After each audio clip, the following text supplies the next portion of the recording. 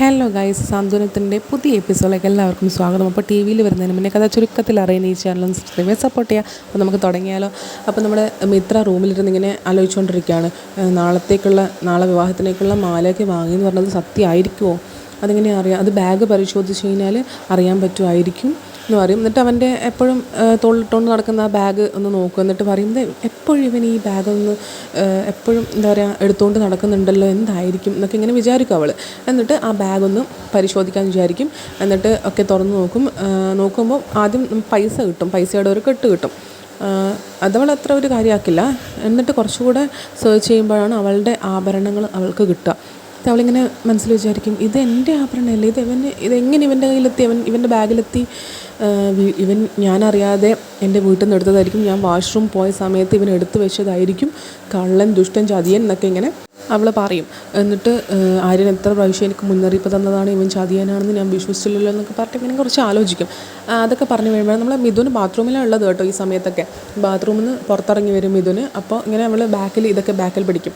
എന്നിട്ട് അവനിങ്ങനെ ഇപ്പോഴാണ് കുളിച്ചപ്പോഴാണ് ഒരു സമാധാനം എന്നൊക്കെ പറഞ്ഞിട്ട് ഇങ്ങനെ വരുമ്പോൾ മിത്ര ഇങ്ങനെ ഇത് കാണിച്ചിട്ട് ചോദിക്കും, ഇതെന്താ ഇത് എന്നിങ്ങനെ പറയും.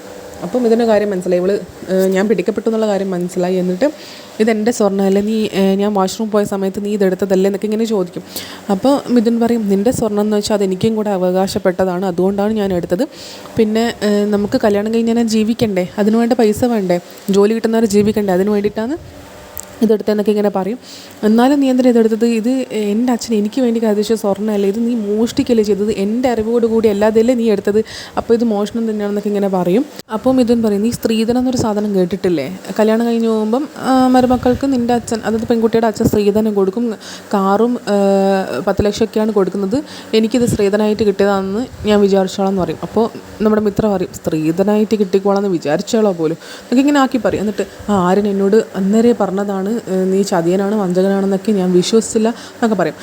നമ്മുടെ മിഥുൻ പറയും, നീ കുറേ ഇവിടെ വന്നപ്പോൾ തൊട്ടേ തുടങ്ങുന്നതാണല്ലോ ആര്യനെ കുറിച്ച് പറയാൻ, നീ അവനെയും കെട്ടിയിട്ട് സുഖമായിട്ട് ജീവിച്ചു, ആ സ്വർണ്ണം എടുത്തിട്ട് എന്നിട്ട് പണം എടുത്തിട്ട് അവൻ്റെ ബാഗിൽ വെക്കും, എന്നിട്ടാണ് ഇത് പറയുന്നത്, അവനെയും കെട്ടി നീ സുഖമായിട്ട് ജീവിച്ചോ, ഞാൻ പോവുകയാണെന്ന് ഇങ്ങനെ പറയും. അപ്പോൾ നീ ഇതെന്ത് ചെയ്യാൻ പോവുകയാണെന്ന് നമ്മുടെ മിത്ര ചോദിക്കും. എന്നിട്ട് അവളെ ബെഡിലേക്ക് തള്ളിയിട്ടിട്ട് അവൻ പറയും, ഇനി നിനക്ക് നിൻ്റെ വഴി, എനിക്ക് എൻ്റെ വഴി, ബായ്, നമ്മൾ തമ്മിൽ ഇനി ഒന്നുമില്ലെന്ന് പറഞ്ഞിട്ട് അവൻ ആ സ്വർണ്ണം എടുത്തിട്ട് മുങ്ങാൻ നോക്കും. ഇവള് കാലുകൊണ്ടൊന്ന് ചവിട്ടി താഴെയിടും. എന്നിട്ട് വീണ്ടും അവൻ അവളെ ബെഡിൽ തള്ളിയിട്ടിട്ട് അവൻ വേഗം ഓടിപ്പോകുന്ന സമയത്ത് മിത്രയും ബാക്കിൽ തന്നെ ഓടും. അവൻ പുറത്തേക്ക് ഓടി, മിത്രയും ബാക്കിൽ തന്നെ ഓടി. അപ്പോഴാണ് ആ ശരൺ ഈ ഒച്ചയൊക്കെ കേട്ടിട്ട് ശരണും അവൻ്റെ ഭാര്യയും അമ്മയൊക്കെ ഇങ്ങനെ പുറത്തേക്ക് വരും. അപ്പോൾ ഇവൾ ബാക്കിൽ തന്നെ ഓടുമ്പോൾ അവന് കിട്ടില്ലല്ലോ എന്തായാലും. അപ്പോൾ അതുകൊണ്ട് ശരണിനെ ഇങ്ങനെ പറയും, ഒന്ന് എന്നെ സഹായിക്കണം, അവനെ പിടിക്കാൻ വേണ്ടി സഹായിക്കണം എന്നൊക്കെ പറയും. എന്നിട്ട് ഇവൻ്റെ ബാക്കിൽ തന്നെ ഇങ്ങനെ ഓടും. ഓടുന്നതിൻ്റെ ഇടയ്ക്കന്നെ മിഥുനിങ്ങനെ പറയുന്നുണ്ട്, ആരും ഫോൺ വിളിക്കുന്നുണ്ട്. എന്നിട്ട് കാർ എടുത്തിട്ട് ഇന്ന സൈഡ് വരാൻ വേണ്ടി പറയുന്നുണ്ട്, ഫോൺ കട്ട് ചെയ്യും. എന്നിട്ട് അവൻ റോഡിൻ്റെ സൈഡിലൊരു വേലിയുണ്ട്, അത് ചാടാൻ വേണ്ടി നോക്കുമ്പോൾ മിത്ര വീണ്ടും പിടിക്കും. എന്നിട്ട് അവനിങ്ങനെ സ്വർണം തരാൻ വേണ്ടി ഇങ്ങനെ ബാഗ് എടുക്കാൻ വേണ്ടി നോക്കും. അപ്പോൾ നീ എന്നെ ചതിച്ചു അല്ലേ എന്നൊക്കെ പറഞ്ഞിട്ടാണ് മിത്ര ഇങ്ങനെ വിളിക്കുന്നത്. അപ്പോൾ നമ്മുടെ മിഥുൻ പറയും, നീ പിന്നെ എന്താ വിചാരിച്ചത്, നിന്നോട് എനിക്ക് ശരിക്കും പ്രണയമാണെന്നോ, ഇതിനു വേണ്ടി മാത്രം എന്നൊക്കെ പറഞ്ഞിട്ട് അവളെ വീണ്ടും തള്ളിയിട്ടിട്ട് അവൻ വേലി ചാടിയിട്ട് കാറിൽ കയറിയിട്ട് പോകും. അപ്പോൾ ബാക്കിൽ തന്നെ ശരണും ഭാര്യയും വരുന്നുണ്ട്, പക്ഷേ അവനെ പിടിക്കാൻ പറ്റിയില്ല. എന്നിട്ട് അവർ പറയും, എന്നാൽ പിന്നെ പോലീസിൽ വിളിച്ചാലോ, പറഞ്ഞാലോ, പരാതിപ്പെട്ടാലോ എന്നിങ്ങനെ ചോദിക്കും. അപ്പം മിത്ര പറയും, വേണ്ട, എനിക്കിനി ജീവിക്കണ്ട, മരിച്ചാൽ മതി എന്നൊക്കെ പറഞ്ഞിട്ട് മിത്ര ഓടിപ്പോയിട്ട് കുളത്തിൽ വീഴും. കുളത്തിൽ ചാടുന്നതിന് മുന്നേ അവളിങ്ങനെ, ഗുരുവായൂരപ്പ എന്നെ നിനക്കായി സമർപ്പിക്കുന്നു എന്ന് പറഞ്ഞിട്ട് ആണ് അവൾ ചാടുക. അപ്പോൾ അവൾ കുളത്തിൽ ചാടുന്നൊന്നും നമ്മുടെ ശരണിൻ്റെ വൈഫും കണ്ടിട്ടില്ല. അവർ വരുമ്പോഴത്തേക്ക് ചാടിയിരുന്നു. എന്നിട്ട് അവർ ഈ കുട്ടി എവിടെ പോയി എന്ന് പറഞ്ഞിട്ട്, ഇനി വെള്ളത്തിലായിരിക്കുമോ, വെള്ളത്തിലുണ്ടാവുമോ എന്നിങ്ങനെ വിചാരിക്കുമ്പോഴാണ് നമ്മുടെ നന്ദൻ അവളെ എടുത്തിട്ട് ഇങ്ങനെ പൊക്കിയിട്ട് ഇങ്ങനെ വരുന്നത്. ചാടിയിട്ട് കുറേ സമയമൊന്നും ആവാത്തത് കൊണ്ട് അവൾക്ക് അത്ര വലിയ പ്രശ്നമൊന്നുമില്ല. അവൾ വേഗം ചുമച്ചിട്ട് ഇങ്ങനെ വേഗം എഴുന്നേറ്റ് ബോധം വരികയൊക്കെ ചെയ്തു. എന്നിട്ട് എന്താ കുട്ടി കാണിച്ചതെന്നൊക്കെ ഇങ്ങനെ പറയും. എന്നിട്ട് ഞാൻ കടയിലേക്ക് പോവുമായിരുന്നു, ആ സമയത്താണ് ഈ കുട്ടി ഇങ്ങനെ വെള്ളത്തിലേക്ക് ചാടുന്നത് കണ്ടത്, അപ്പം ഞാനും എടുത്ത് ചാടി എന്ന് പറഞ്ഞിട്ടിങ്ങനെ ഇതുപോലെ പറയും. എന്നിട്ട് നന്ദൻ ഇങ്ങനെ അവളെ തോളിൽ കൈ വെച്ചിട്ടിങ്ങനെ പറയും, എന്തിനാ ചാടിയെന്നോ എന്തിനാ ജീവനെടുക്കാൻ ശ്രമിച്ചതെന്നൊന്നും ഞാൻ ചോദിക്കുന്നില്ല, എന്തായാലും കഴിഞ്ഞതൊക്കെ കഴിഞ്ഞു, മരിക്കണ്ടെന്ന് ആലോചിക്കുന്നൊരു നിമിഷം ആ ദിവസങ്ങൾ വരും, അപ്പോൾ നീ ചെയ്തതിനെക്കുറിച്ച് നീ വിഷമിക്കും, ചിരിക്കും എന്നൊക്കെ ഇങ്ങനെ പറയും. എന്നിട്ട് എന്തായാലും നിന്നെ ഗുരുവായൂരപ്പൻ കൈവിടില്ല, ഗുരുവായൂർ ഇവിടെ വന്നതല്ലേ, ഇനി എന്തായാലും കൈവിടില്ല, നല്ലതേ വരുത്തിക്കുമെന്ന് പറഞ്ഞിട്ട് നന്ദൻ അങ്ങോട്ടേക്ക് പോകും. ഇനി ഞാൻ പോവുകയാണ്, ഒത്തിരി ലേറ്റായി എന്ന് പറഞ്ഞിട്ട് അങ്ങോട്ടേക്ക് പോകും.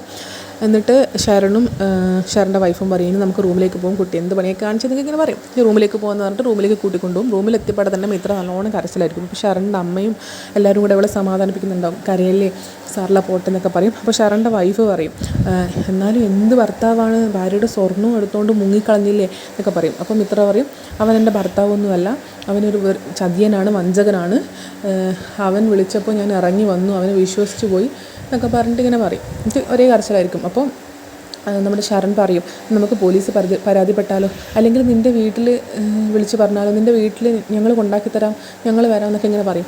അപ്പം മിത്ര പറയേ അതൊന്നും വേണ്ട, പോലീസുകാരോടൊന്നും പറയണ്ട, എൻ്റെ വീട്ടിലും അറിയിക്കണ്ട, എന്നെ നിങ്ങൾ എവിടേക്കെങ്കിലും വിട്ടാൽ മതി, ഞാൻ എവിടെയെങ്കിലും പോയിക്കോളാം, ഒരു കുഴപ്പമില്ല എന്നൊക്കെ ഇങ്ങനെ പറയും.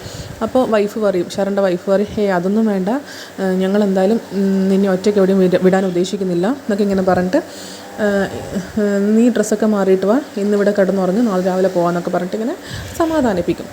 എന്നിട്ട് അമ്മയും ശരണും അപ്പുറത്തെ റൂമിൽ കിടന്നു, ഞാനും മിത്രയുടെ കൂടെ ഇവിടെ കിടന്നോളാം എന്ന് പറഞ്ഞിട്ട് അവർ രണ്ടാളും അങ്ങോട്ടേക്ക് പോകും. എന്താവശ്യമുണ്ടെങ്കിലും വിളിച്ചോ എന്ന് പറഞ്ഞിട്ട് ശരണിൻ്റെ അമ്മ അങ്ങോട്ടേക്ക് പോകും. അപ്പോഴും മിത്ര നല്ല കരച്ചിലായിരിക്കും. പിന്നെ കാണിക്കുന്നതാണ് നമ്മുടെ ധർമ്മനെ ഫോൺ വിളിക്കുവാണ് ഗോമതി.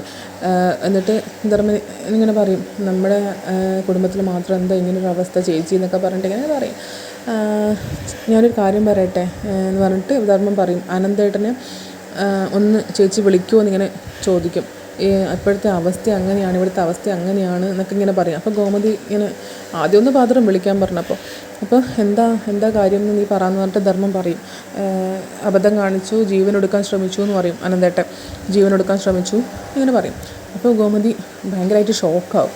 എന്നിട്ട് ഞാനിപ്പോൾ വിളിക്കാമെന്ന് പറഞ്ഞിട്ട് ഫോൺ കട്ട് ചെയ്യും. അത് കരച്ചിലേക്കും. അപ്പോൾ ഇതിൻ്റെ ബാക്കിൽ മീനാക്ഷി ഉണ്ട്. മീനാക്ഷിക്ക് സംഭവം എന്താണെന്നറിയില്ല, പക്ഷേ ഭയങ്കര കരച്ചിലായിരിക്കും. അമ്മ കരയല്ലേ എന്ന് പറയുന്നുണ്ടാവും മീനാക്ഷി. അപ്പോഴാണ് നമ്മുടെ ആര്യൻ റൂമിലേക്ക് വരുന്നുണ്ടാവും. എന്നിട്ട് എന്തിനാ അമ്മ കരയുന്നതെന്ന് ചോദിക്കും. അപ്പോൾ മീനാക്ഷി പറയും ധർമ്മൻ അങ്കിളിനെ വിളിച്ചതിന് ശേഷമാണ് അമ്മ ഇങ്ങനെ കരയുന്നത് എന്ന് പറയും. അപ്പോൾ തന്നെ നമ്മുടെ ആര്യന് കാര്യം മനസ്സിലാവും. ആര്യൻ പറയും അമ്മ പെട്ടെന്ന് ഫോൺ കട്ട് ചെയ്തപ്പോൾ മാമൻ എന്നെ വിളിച്ചിരുന്നു, എന്നിട്ട് കാര്യം പറഞ്ഞിരുന്നു എന്ന് പറയും. അപ്പോൾ എന്താ കാര്യം എന്ന് മീനാക്ഷി ചോദിക്കും. അപ്പോൾ അത് മിത്രയുടെ അച്ഛൻ വലിയൊരു അബദ്ധം കാണിച്ചു, ആത്മഹത്യ ശ്രമിച്ചു എന്നിങ്ങനെ പറയും. അപ്പോൾ തന്നെ അങ്ങനെ പറയുമ്പോൾ തന്നെ വീണ്ടും ഗോമതി കരയാൻ തുടങ്ങും. എന്നിട്ട് അമ്മ ഇങ്ങനെ കരയല്ലേ എന്ന് ആര്യനും മീനാക്ഷിയൊക്കെ പറയും. പക്ഷേ ഗോമതിക്ക് അത് കേൾക്കുമ്പോൾ ദേഷ്യം വരും. ഞാൻ പിന്നെ കരയണ്ടേ, എൻ്റെ ഏട്ടൻ ജീവൻ കൊടുക്കാൻ ശ്രമിച്ചു എന്ന് കേൾക്കുമ്പോൾ ഞാൻ പിന്നെ കരയണ്ടേ എന്നൊക്കെ ഇങ്ങനെ പറയും. അപ്പോൾ അമ്മ കരഞ്ഞിട്ട് എന്താ കാര്യം, സംഭവിക്കാനുള്ള സംഭവിച്ചു, പിന്നെ ഒന്നും പറ്റിയില്ലല്ലോ എന്നിങ്ങനെ പറയും. എന്നിട്ട് അപ്പോൾ ആര്യം പറയും കുറച്ചുകൂടെ ഇത്രയും ശ്രദ്ധിക്കണമായിരുന്നു എന്നൊക്കെ ഇങ്ങനെ പറയും കുറ്റപ്പെടുത്തിയിട്ട്. അപ്പോൾ ഗോമതിക്ക് അത് ഇഷ്ടാവില്ല. നീ ഇതിൽ കൂടുതൽ എന്താണ് ശ്രദ്ധിക്കേണ്ടത്, നീ വെറുതെ ഈ സമയത്ത് കുറ്റപ്പെടുത്താൻ നിൽക്കണ്ട എന്നൊക്കെ ഇങ്ങനെ പറയും. അപ്പോൾ മീനാക്ഷി ഇങ്ങനെ സമാധാനിപ്പിക്കും ആര്യൻ അങ്ങനെ ഉദ്ദേശിച്ച് പറഞ്ഞതല്ല, അമ്മ കരയാതിരിക്കാൻ വേണ്ടി പറഞ്ഞതാ എന്ന് പറയും. അപ്പോൾ ഗോമതി വീണ്ടും ഇമോഷണൽ വന്നിട്ട് എൻ്റെ അച്ഛനും അമ്മേനേക്കാളും കൂടുതൽ എന്നെ സ്നേഹിച്ചത് അനന്തേട്ടനാണ്, എനിക്ക് എന്ത് കിട്ടിയാലും എനിക്ക് തന്നിട്ടേ എൻ്റെ ഏട്ടൻ കഴിക്കുള്ളൂ എന്നൊക്കെ ഇങ്ങനെ സെൻറ്റി അടിക്കും.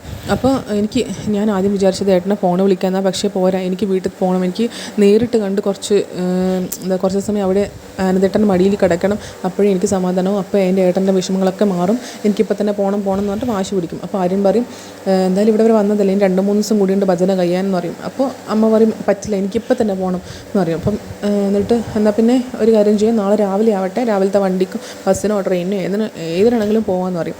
അമ്മ ഇന്ന് രാവിലെ വരെ ശ്രമിക്കുമെന്ന് പറയും. അപ്പോൾ ഗോമതി ഓക്കെ പറയും. അതവിടെ കഴിയും. പിന്നെ കാണിക്കുന്നതാണ് മിത്രയും ശരണിൻ്റെ വൈഫും കൂടെ ഉറങ്ങുവാണ്. പക്ഷെ മിത്ര ഉറങ്ങിയിട്ടില്ല, ശരണിൻ്റെ വൈഫ് ഉറങ്ങി. മിത്ര ഈ കാര്യങ്ങളൊക്കെ ഇങ്ങനെ ആലോചിക്കും. വീട്ടിൽ നിന്ന് ഇറങ്ങി വന്നതും ഇവനായിട്ട് അടിയുണ്ടാക്കിയതും കുളത്തിൽ ചാടിയതൊക്കെ ഇങ്ങനെ ആലോചിക്കും. എന്നിട്ട് ഇങ്ങനെ മനസ്സിൽ വിചാരിക്കും ആ സമയത്ത് നന്ദനൻ എന്ന് പറഞ്ഞ ഒരാൾ എന്നെ രക്ഷിച്ചു, പക്ഷേ ഇനി ഞാൻ ആർക്കും ഒരു ഭാരമാവാൻ പാടില്ല, ഇനി എന്നെ ആരും രക്ഷിക്കാനും പാടില്ല എന്നിങ്ങനെ മനസ്സിൽ വിചാരിക്കും. അപ്പോൾ ഇന്നത്തെ എപ്പിസോഡ് അവിടെയാണ് കഴിയുന്നത്. Thank you so much.